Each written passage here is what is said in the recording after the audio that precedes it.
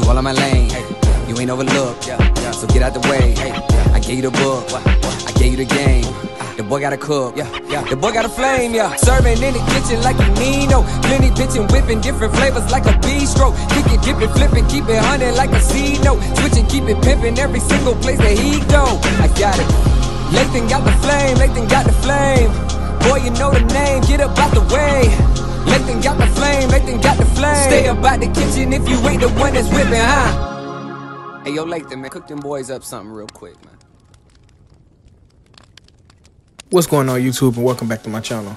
Now today we're gonna cook the most amazing New York strip ever. Now New York strip is not my favorite steak, it's my second favorite steak. My favorite steak is a ribeye, but New York strip, sometimes you just need a good New York strip. So first of all, we got 3 cloves of garlic, we got a pat of butter, and we got some thyme and rosemary mixed together. No particular amount, it's just pretty much how you feel. And so once we got all those ingredients put aside, we got our ribeye. And this ribeye is like 1.5 inches to 2 inches thick. So the first thing you want to do is pat this thing dry.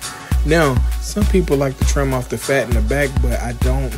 I'll show you why in a cooking process. But first thing you want to do is make sure this steak is completely dry. Once you get this steak completely dry, you want to put a tad bit of oil on there. Use oil with a high smoke point, like canola, grapeseed, avocado. Do not use olive oil for this because it will burn and ruin everything. Once you get that little oil on there, and I use canola, by the way, we're gonna go on with some good salt. And I use some coarse kosher salt. You can use sea salt, but use some salt where you can actually see the grains and see how much salt you're putting on here. Now we're not gonna over season this steak because we're gonna finish it with some finishing salt. But you see how I put the salt on there, and I only season one side. Reason being because when I put it in the cast iron, I'm gonna dry off the other side, then I'm gonna go on with some oil, and I'm gonna go on with some salt again. So just repeating the same step, but this time inside the cast iron. Now, in the cast iron, you want to make sure the complete surface of that steak is touching. So that's why you see me kept pushing it down, just making sure every nook and cranny is touching that cast iron, because I want a complete sear on top of this steak. Now, you see I went on with the salt, and I'm gonna just let it go. You want to let it go unbothered for a while, and you just see me continuing just pushing down, just make sure the whole exterior is touching that cast iron. But you do not want to disturb it. You want a good crispy sear on this steak. Like I told you, this is going to be the most perfect New York strip ever. So just follow these directions and I'm telling you, it'll be perfect. So, you know, just letting that thing cook. And I didn't put oil in the pan because I didn't want the finishing result to have so much oil. So lately I've been getting in the process of just putting a little oil on the steak, because this steak is so fatty that it's going to release a lot of fat and a lot of juices. So you don't need that much oil initially. All right, once we get to the point where it's looking all good, about 3 minutes in, now you want to flip it, and you see the beautiful sear that we got on this steak just by leaving it alone. That's step one in creating a beautiful steak. Put it in a cast iron pan or whatever pan you're using and leave it alone. All right, once we flipped it, we're gonna let it go for about a minute, and then we're gonna pop it directly into a 450-degree oven.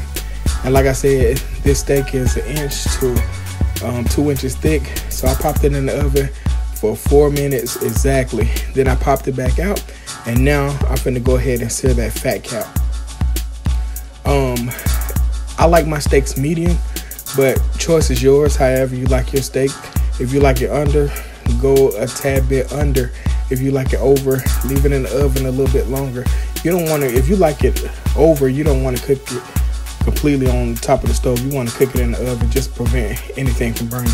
So we get to this point now. After I seared that fat cap, I'm gonna go ahead and pop in my butter, pop in my garlic, and pop in my bouquet garni or my thyme and rosemary. And then I'm about to start basting this thing up. Sorry I didn't put too much of me basting on here. I didn't realize the camera angle was out of focus, and it's because this camera is picking up on all the smoke, so it's trying to capture everything. So my mistake about that, but you did get a couple of shots of me basting it. But I basted this thing for probably about a minute and a half, because the steak is completely done now. I just wanted to finish with some osmosis and get those flavors incorporated in there. All right, once we get done, we want to pop it on top of a wire rack just to keep that crust that we developed still intact. And I'm gonna go ahead and pop that garlic on top of it, as well as those fresh herbs, just to continue to infuse that flavor. Then we're gonna pour that hot oil and butter mixture directly on top of that steak. Just smother it in there, lather it, you know, keep that steak warm. So we're gonna let this baby rest for about 10 minutes. Now, if you don't let it rest and you cut directly into it, all your juice is gonna be out. So it's important to let it rest. And I'm just showing you different angles of it while it's resting. You see some of the juices oozing back out. That's mean it's distributing throughout the steak. So like I said, oh my goodness, that's a beauty. So we're gonna continue to let it rest. Look at that. Like I told you, this is gonna be the most perfect New York strip you'll ever have. So I highly suggest you use this recipe. I highly suggest. I'm just giving y'all all kind of angles of this thing resting. But it's an art form. You want to let your proteins, all proteins, not just steak, all proteins rest. And that'll yield you the most juicy protein, because you let it rest and you let those juices distribute back out to the interior of the protein. So after our steak rested for 10 minutes, I popped it on my cutting board. And you can slice this thing thin, but for New York strip, I like big, thick slices. And like I said, this is medium. I cooked it medium, but you can cook it medium rare. And if you're not comfortable with filling your steak and figuring out the temperature, you can get you a thermometer, and medium rare will be 130 to 135. Medium, which this steak is, it'll be 135 to 145. Medium well, it'll be 145 to 155.